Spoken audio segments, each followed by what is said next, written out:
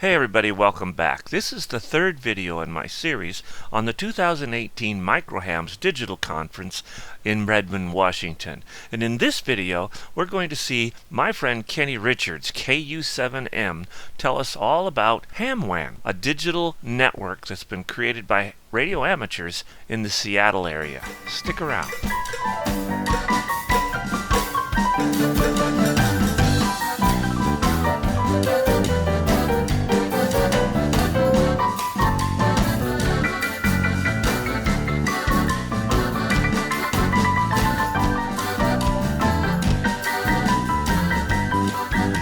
All right, so let's go ahead and get started again.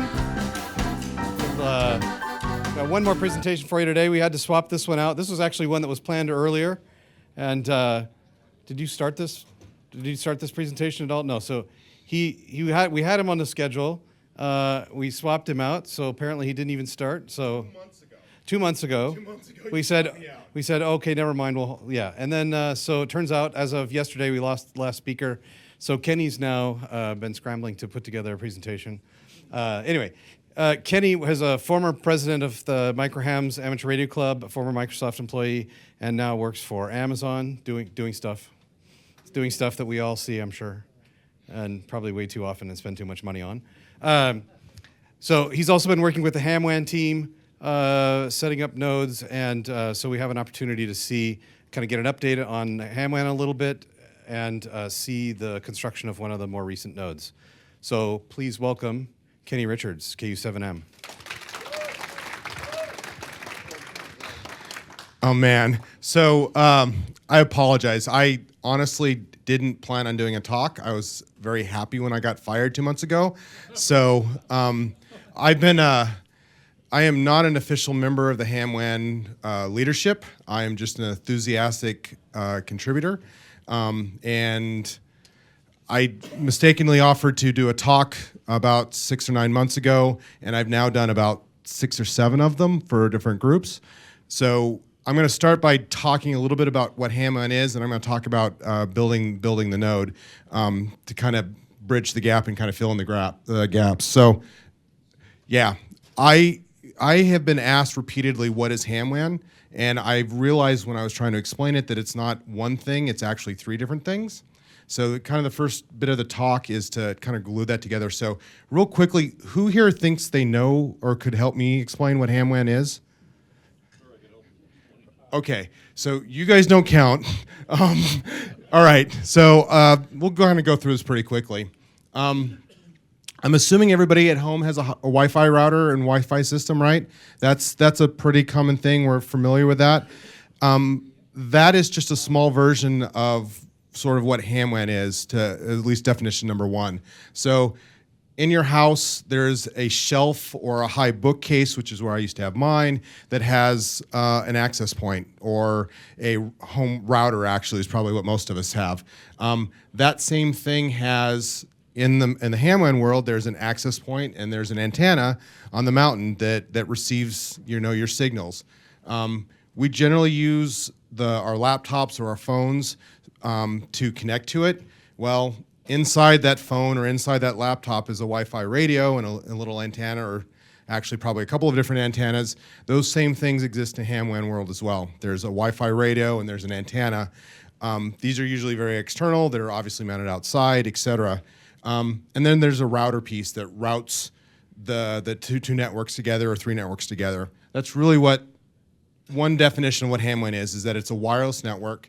It happens to use the 5 gigahertz band instead of 2.4, a little bit less interference and things like that. And it is built up a series of nodes around the Puget Sound area that are all interconnected. It's IP-based network. It uses something called the 44net public IP addresses, so everything on it is exposed to the public internet. If you have questions about 44net, I can try to answer those later. I sort of know a little bit about that, but not much. John knows a lot though, so I'll rely on him. But it's a network that HAMS have built in the area for internet connectivity, basically, and also just network connectivity within it. So it doesn't have to go to the internet. It's completely stands alone and can be used for different things. So real quickly, this is what a client looks like, and what you're actually connected to, or the access point on the other end. So this is Tom Hayward's rover station. This is him set up over in West Seattle, connecting back. I don't know where he was pointing to. And then this is actually a node up on Beacon Hill that I'm going to talk about a little bit. It's a sector antenna that basically is serving West Seattle, so Sector 3, so it's the southwest sector quadrant. HamWAN actually has two different versions in play right now. This one is actually using the single polarity solution. This is actually double polarity. These are two Microtech radios that service both of them. They'll interconnect, so they work. You just get a little bit better performance and actually just better performance with the dual polarity, which is why they started switching to them. About half of the nodes are on the old one, about half the nodes are on the new one. Do people know what sectors are? Is that a term that people are generally familiar with? No hands, okay. That's kind of know what they are. So this is 5 gigahertz. Line of sight is how they work. You get a lot of benefit with dish antennas. Dr. Taylor talked later about how when they were doing moon bounce, they were 2 meters, and some of the reason for that is they get a lot of gain for when your signal gets louder with a very small amount of whoa. That's cool. Yes. Whoa. So the clients have high gain antennas that are very, very sharp. You point them, and it takes a lot of effort to actually point them. The problem, though, is that the radios on the other end, the ones on the nodes, you can't have these highly gained antennas because they could basically talk to a very small group of people that's 1 or 2 degrees wide. So the compromise is they use something called sector antennas that see a section of an area. We actually use 120 degrees. They give about half the gain, roughly. So it's kind of a compromise, but then 120 degree view, they can connect to people rather than a 2 degree view, and they still have a fair amount of gain. Does that sort of make sense? I'm not even going to try to explain how sectors work because I couldn't, but that's generally what they are. The cell phone companies use them a lot as well. But that actually kind of leads to what another definition of what HamWAN is. So HamWAN is also a set of standards. Bart and some of the other people that got started with it sat down and said, we want to build this standard way of connecting ham systems together, and we're going to define how to do it. So there's a set of frequencies. There's basically 10 and 5 megahertz channels that are used, and they define a set of 120 degree views. So there's 3 sectors that make up each node. The neat thing about this, not only can you take your station and point it to one HamWAN node and connect to it, and it just connects, you can pack that up, drive up north and point it to a different one, and it works. Or you can jump on a plane and fly to Florida, in Fort Lauderdale, where there's another HamWAN group, and unpack it and point it at theirs, and it will just work. So they've also defined a set of standards for how to wire all these things together. Some of the back-end stuff is different, but the actual client connectivity is all the same, which is actually kind of cool. The third thing that HamWAN is it's also a group here in Seattle. They're a nonprofit organization. They build all of these nodes. They manage all of the nodes, which is actually quite a bit of work as well. They have an IRC channel that they do most of their operational work back and forth with, but it's also a group. It's technically called the Puget Sound Data Network, but everybody refers to them as HamWAN. The other groups take some sort of derivative of that. I'm trying to remember, there's a MIM, which is in the Memphis group. There's an Atlanta HamWAN group. Anyway, there's a whole bunch of them. Most people, though, when they say HamWAN, they're thinking of the group here in Seattle. So that's well, this is actually a slide I meant to go to. So those are 3 different things that are all legitimately HamWAN. That's why it's a little complicated to kind of explain what it is, because you kind of have to realize that it's multiple things. Quick facts, there are 9 nodes in the Seattle area today. The one that's not listed up there that's sort of technically connected to it is that there's also one on Vancouver Island in Victoria. So it's actually international, although it's sort of not us, but it's sort of us. There are 2 POPs in the Seattle area for connectivity backbone to the actual internet. Like I said, everything that connects to it gets a publicly accessible IP address. It's an IPv4 address. So the Weston building is one, and then there's another one in Queen Anne. And I think this list is accurate now. So there's one in Memphis, Tampa, New Mexico. South is actually called the Atlanta Group, Michigan, and then the Victoria one that I mentioned already. So, yeah, Steve. There could be one in San Diego. I didn't go back and double check the list. So this is a standard slide. So they could be. There are more of them popping up all the time. I was just talked to by someone, I don't know where he's at, in BC that wants to a Vancouver group to connect as well to it. So it's a thing. It seems to be taking over. Yes. Yep.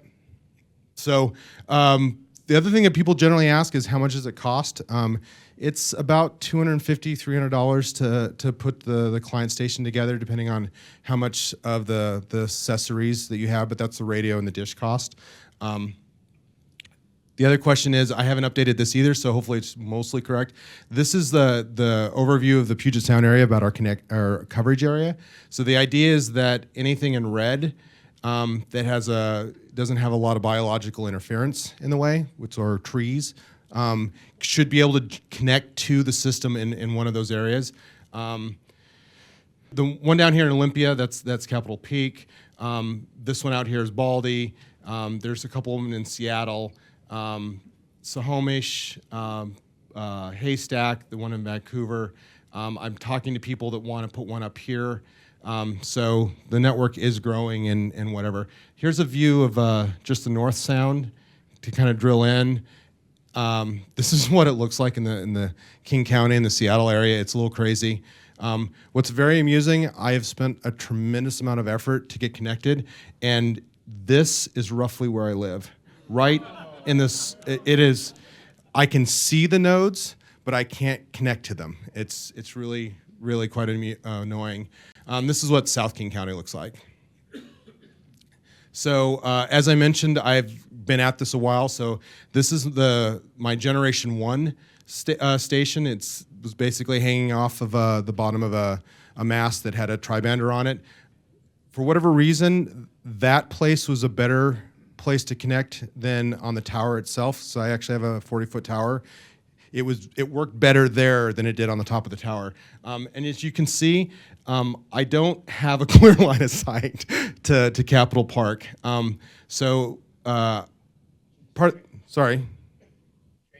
Chainsaw. So that's unfortunately not my trees.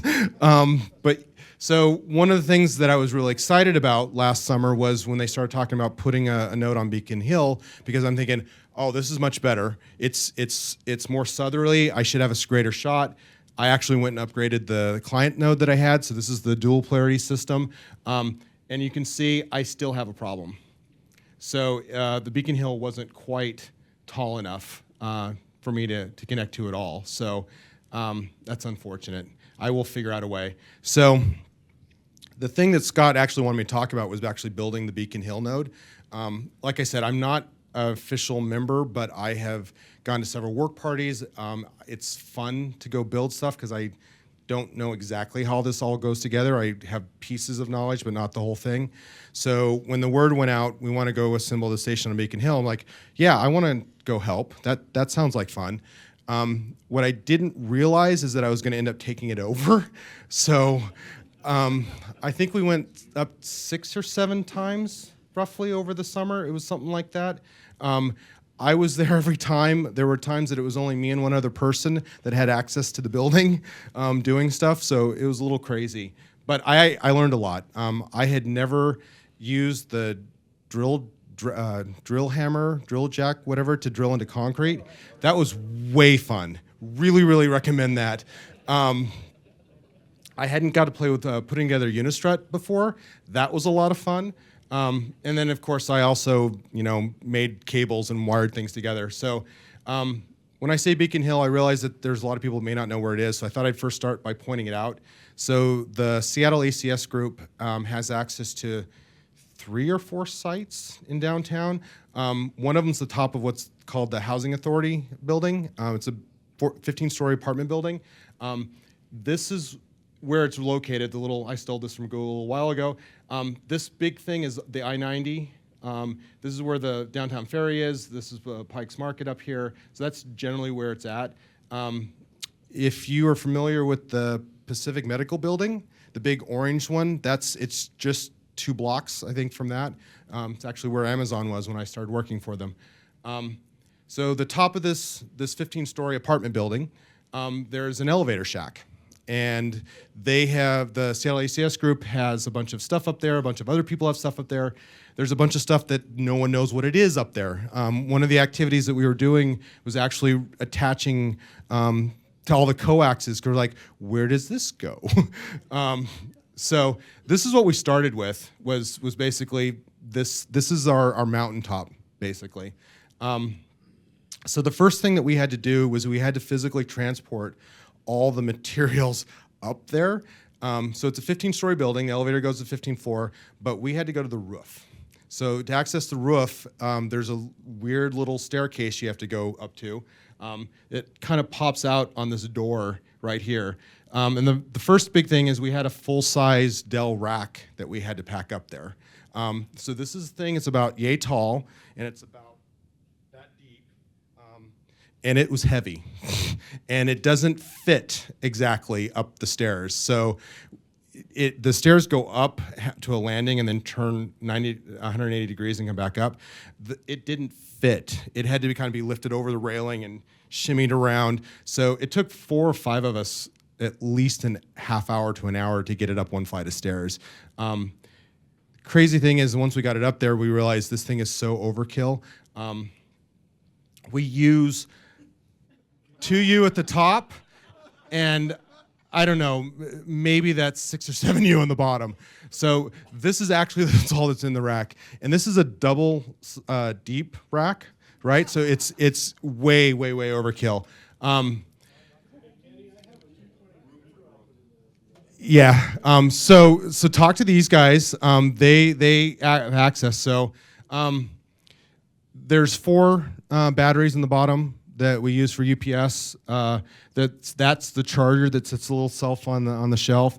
It was funny when we got up there the first day. I was looking at the pieces like, this is stupid the way it's going to be attached. So it didn't actually get online the first day. The batteries were up there. I went back and I built a wire harness and everything to kind of make it work. At the top of the rack, this is a PDU unit that Nigel N7. I had to go look at his name again. NVH, custom built. So he's manufactured about a half a dozen of these now. It's addressable from the internet, so we can turn ports on and off, and does power distribution and everything else like that. This is our Microtech switch, smart switch, that actually wires together all of the radios. All of the Microtech radios are actually little routers, and they do all the normal routing protocols and everything like that. So it doesn't take much to wire the whole thing together. Yeah, the stuff that's inside the HamWAN node or shack or whatever is actually very small, and this is a really full size one because it's got 6 point-to-point antennas and then 3 sectors. Scott, did you have a question? So this is the power distribution unit, right? So we feed this with 24 volts, and it distributes power to all of the devices. So I didn't mention this before, but all the Microtechs are powered over Ethernet. So there's an Ethernet cable that basically runs to the antenna where the radio is that actually powers it and then also carries the network traffic back and forth. This is really, it's a small power supply is what it is, and it both charges the batteries as well as powers the unit when there's AC there. The nice things about the PDU is that they can turn things on and off individually, and it really makes the whole management thing easier. Anyway. So Kenny, were there 11 devices really powered off that thing? Yes. Yep. So actually, I realized I'm going to talk about how all the things are set up, but I better give you a overview of where and what things are. So in a HamWAN node, there are 3 sector antennas that cover 120 degrees each. So there's 3. We call them S0 through S3. No, that's not right. S0 through S2. I can't count. So this is S0. It points north. This is actually S1, and this is S2. So that's what you get for making slides too quick. So 3 sectors. There is also a point-to-point dish that connects this node to Baldy. This is actually the first thing that came up, and I'll talk about that a little bit more.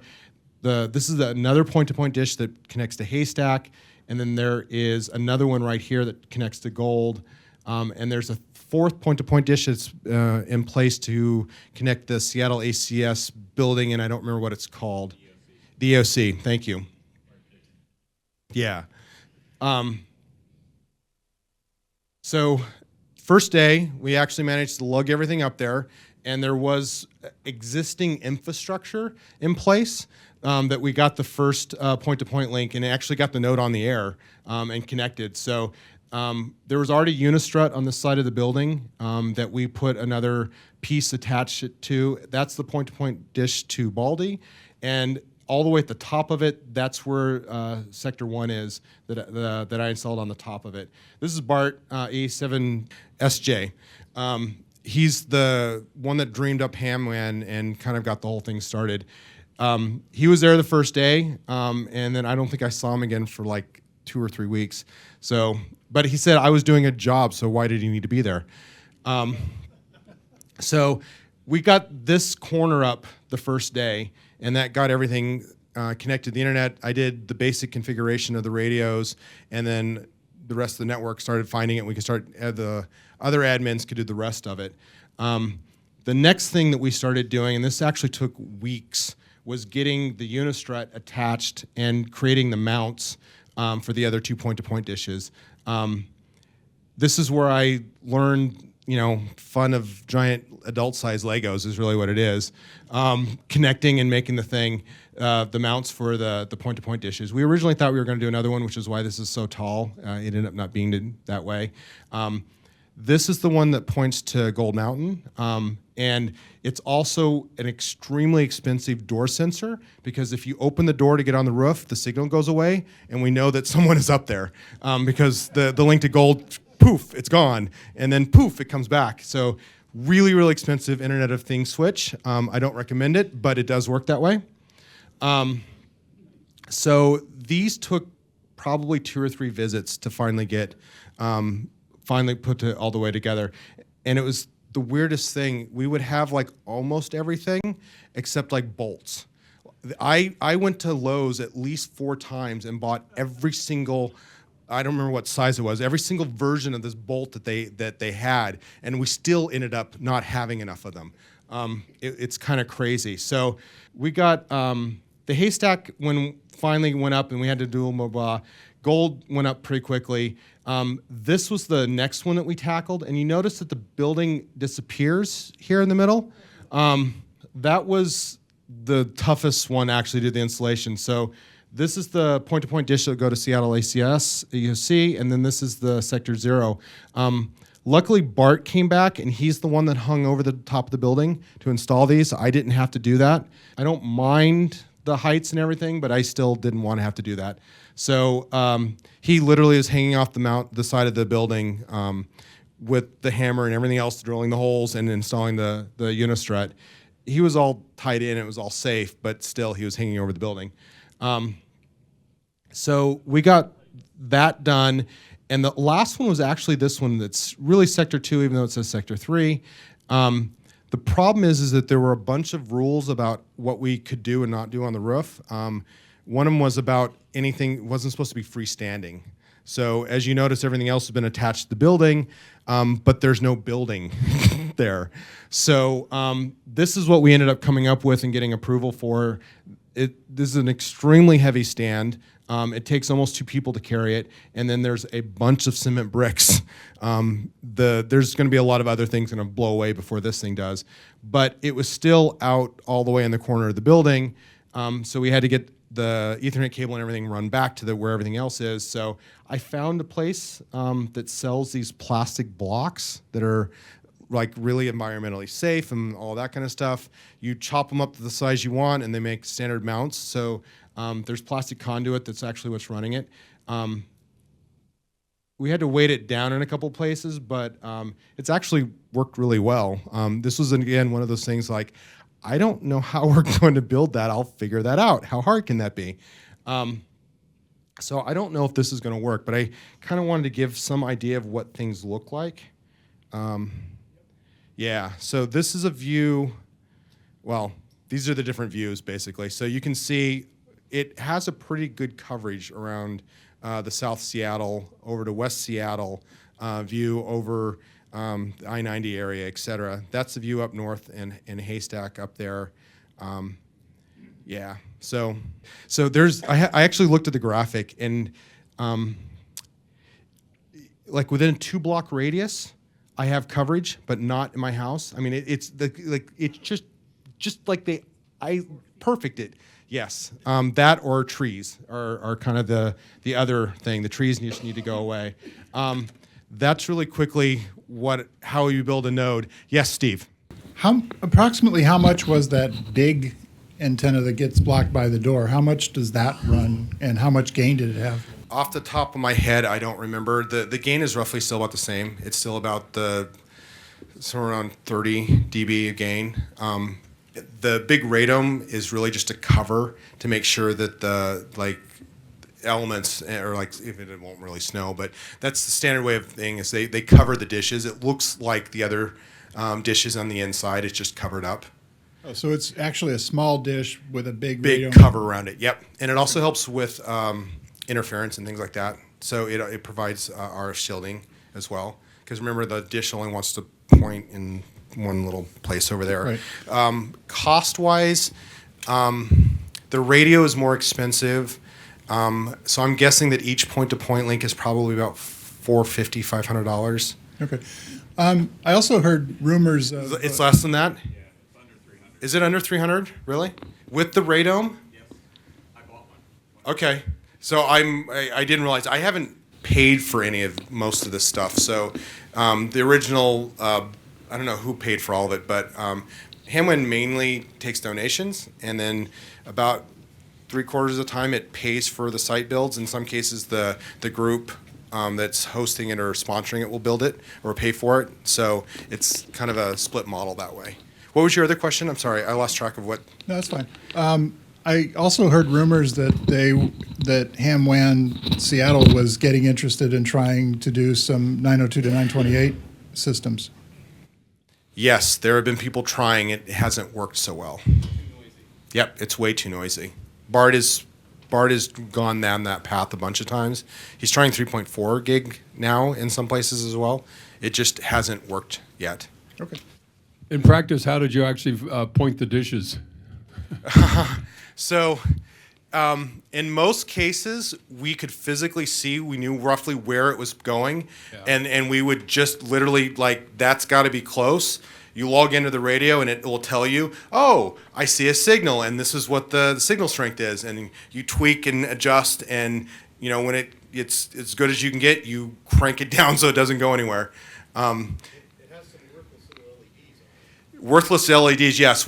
So it was funny. Bart actually got the Baldy Link working with just the LEDs, and even he was shocked that it worked.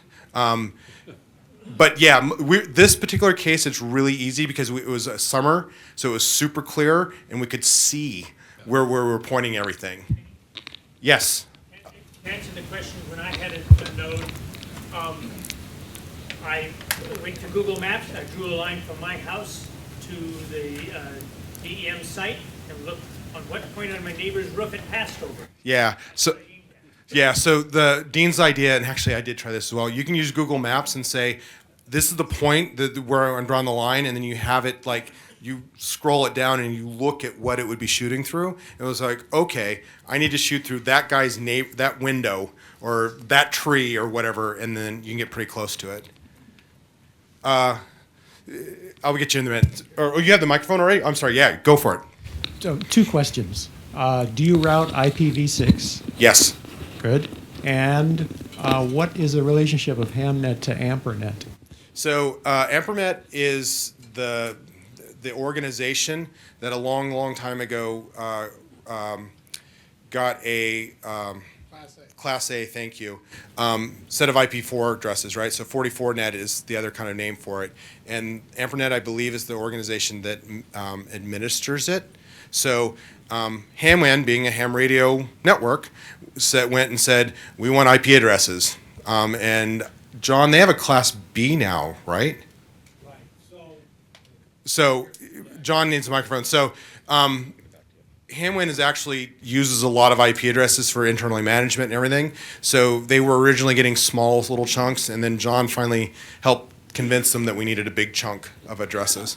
Yeah, so I manage a Class B for Western Washington, and when they were first setting up, we set aside, I forget, 4,000 addresses or something like that, and it soon became apparent that they were going to use those up really quick. So I went back up the chain to Brian Cantor, who controls the whole Class A, 16 million addresses, and we agreed that it would be prudent for HamWAN Puget Sound to have its own Class B. So they actually have a Class B that's one up in the Class Bs from the one the rest of us are using, and they can administer those themselves.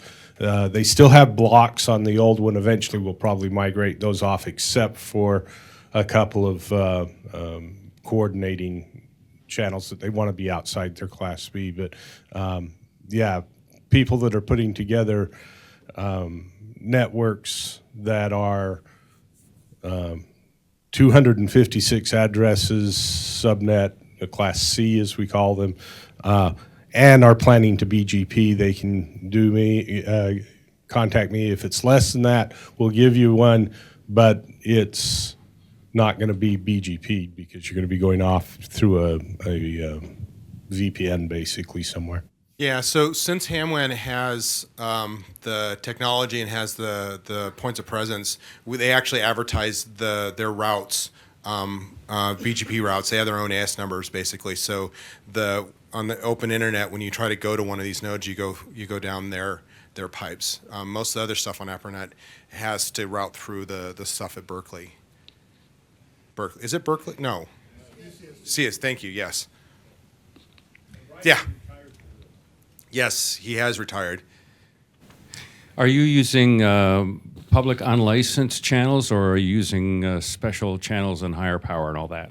So all of the client links are in the ham bands in the 5.6 gig, and that's where all the channels are at. 5.9, sorry. Yeah, 5.9. Some of the point-to-point links are not, and that way they can use the point-to-point links. They can use full encryption.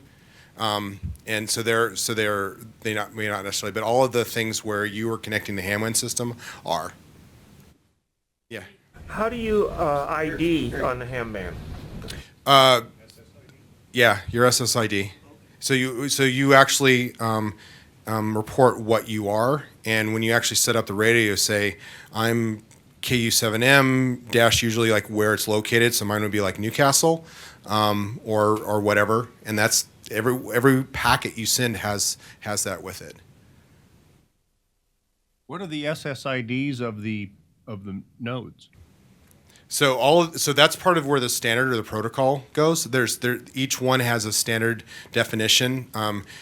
It's tied to what sector you are and whether it's 5 or 10 meg channel. So I don't remember exactly what each one of them is, but it's a standard definition based on which sector antenna you're connecting to.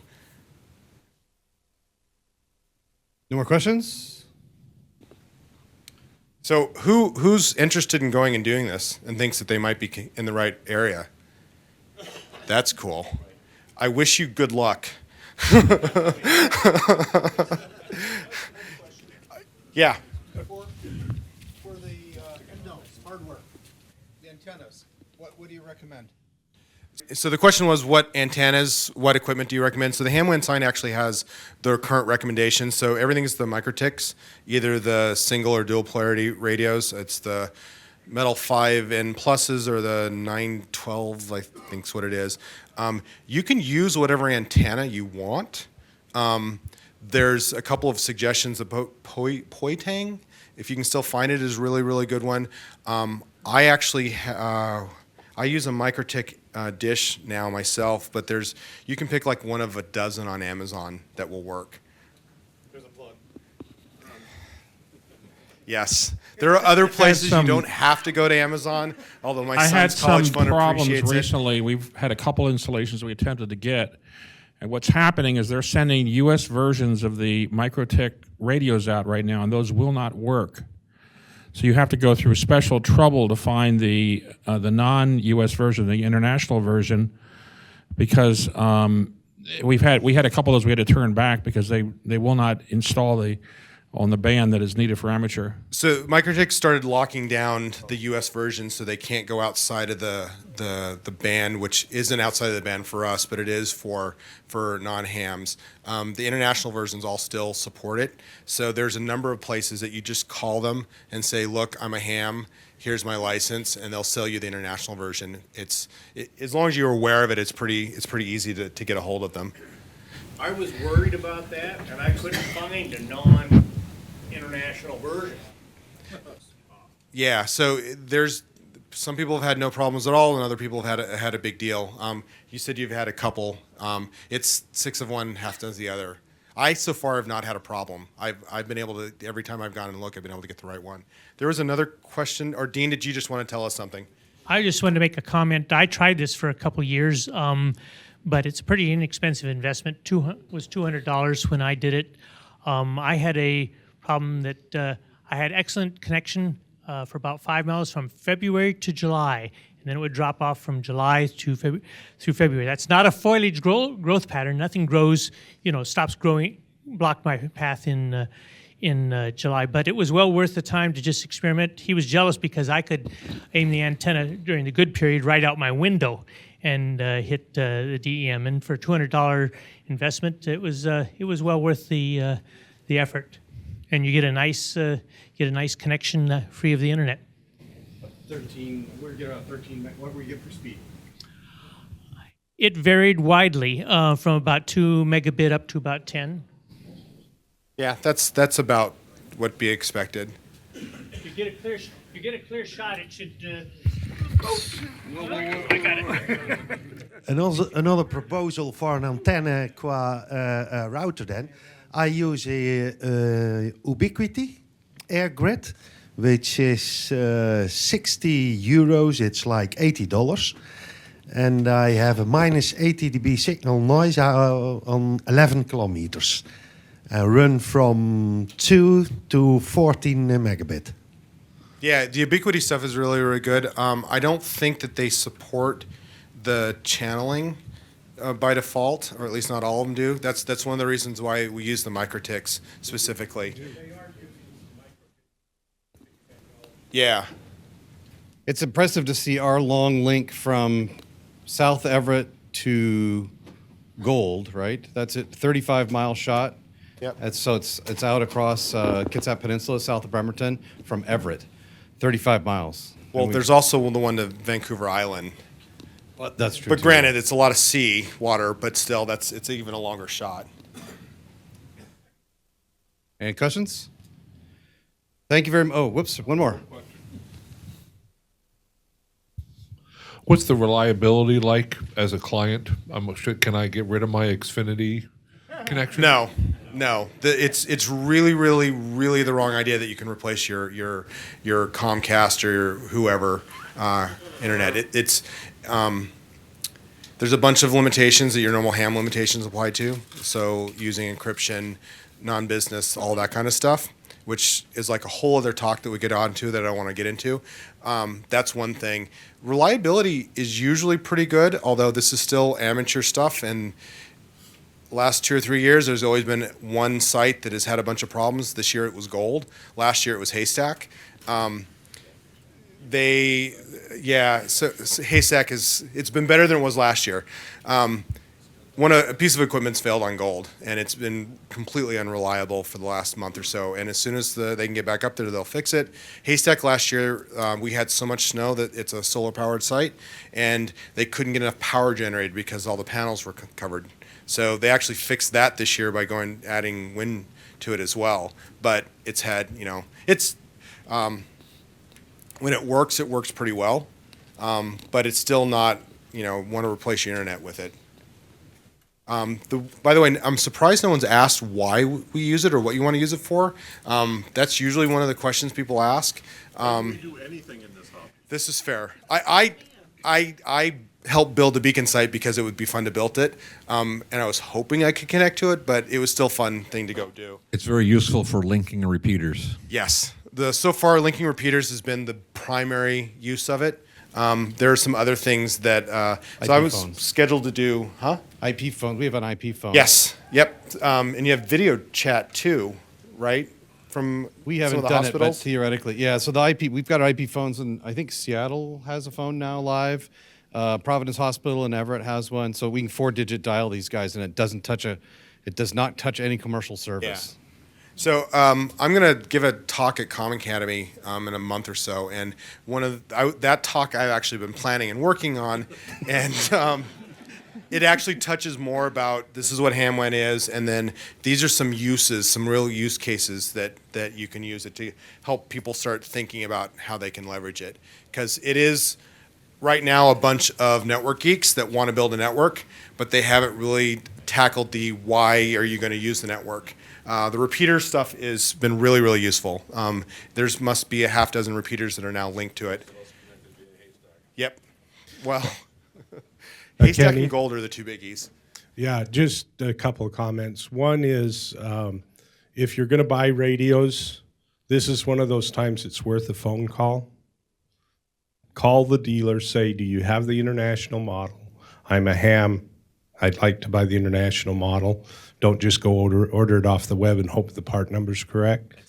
Second, for those of you that are into VoIP, telephony, there is now a thing called the Ham Shack Hotline, which you can connect to, and it is a ham radio only network of VoIP telephones. So send me a note if you want some information on that. Yeah, that's funny. We couldn't find the orientation. So we went to try to see what we could do on San Juan Island to one of the sites, and there were at least 6 or 7 of us, and we couldn't figure out where north and south was. It was really amusing, and we all realized, wait a minute, Victoria's south of us. Why we're pointing the wrong direction? It was a very amusing day, and then we realized that what we should really do is go to the bar and discuss it. That was a better use of our time. So anyway, real quickly, this is the HamWAN site here in Seattle. The mail list, if you want to join it. Really, if you have questions, they are big on IRC, and they have a HamWAN channel on IRC, and there's someone in there virtually 24 hours a day. They're a little crazy about that. If you have questions for me, that's my email address. But thank you, everybody.